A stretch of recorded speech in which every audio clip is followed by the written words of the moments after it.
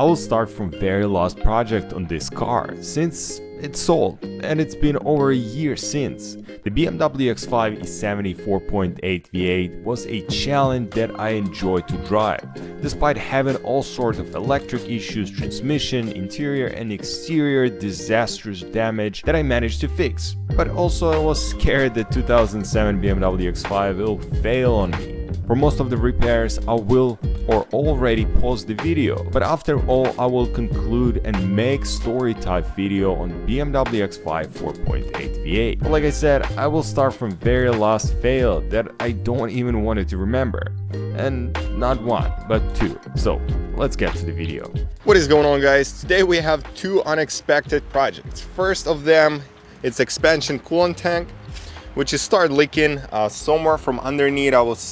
I did see some drips 2 days ago. It's kind of a bummer, but it happens sometimes. And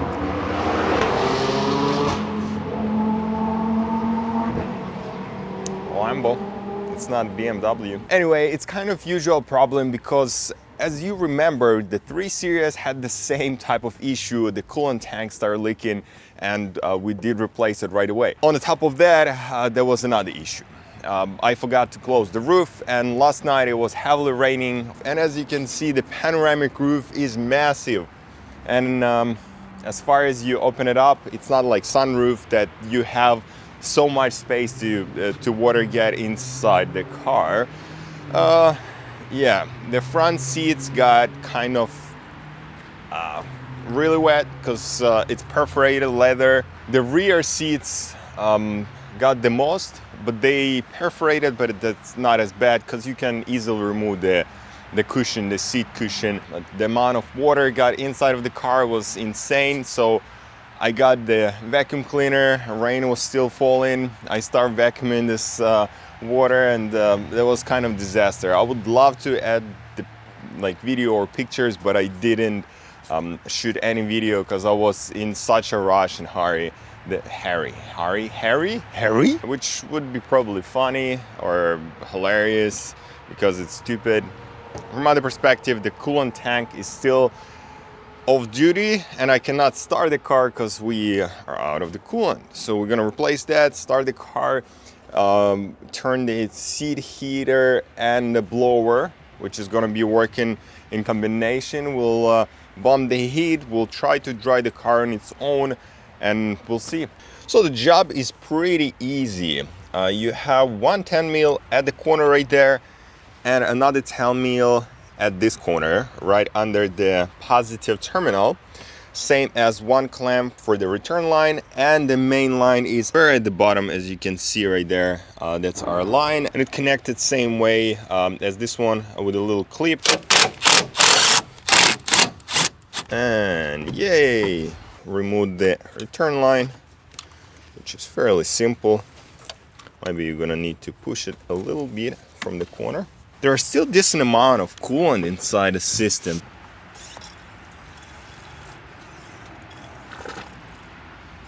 But I'm not gonna be able to suck it all out.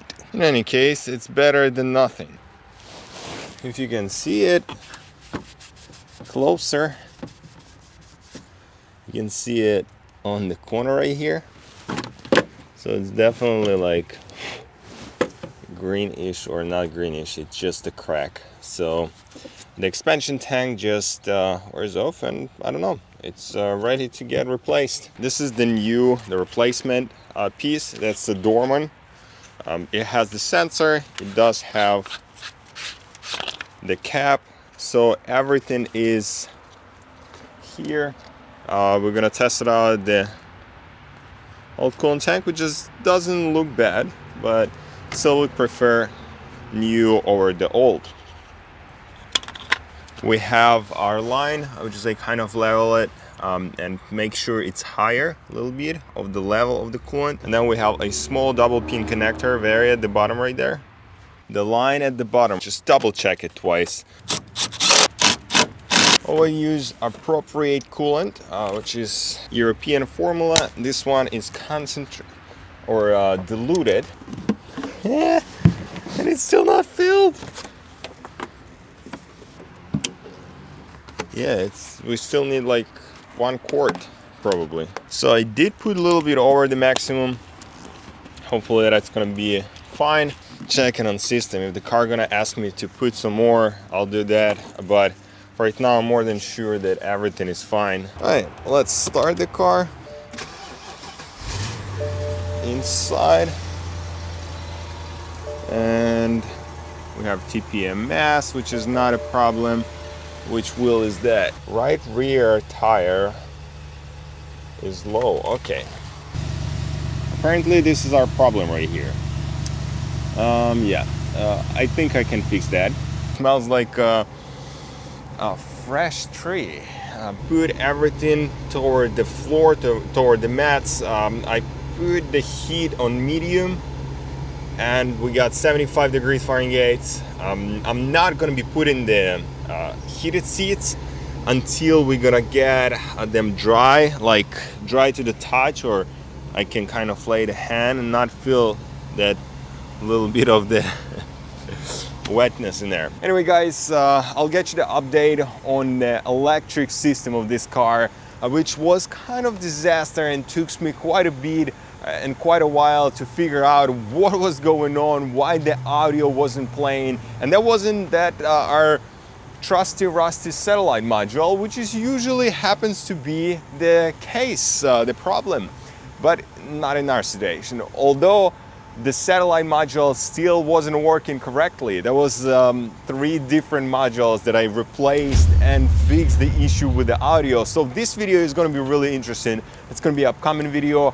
And yeah, beside that, I hope you guys did like today's sort of vlogish replacement expansion tank and explaining what is going to happen in the future. And yeah, I'll see you in the next one.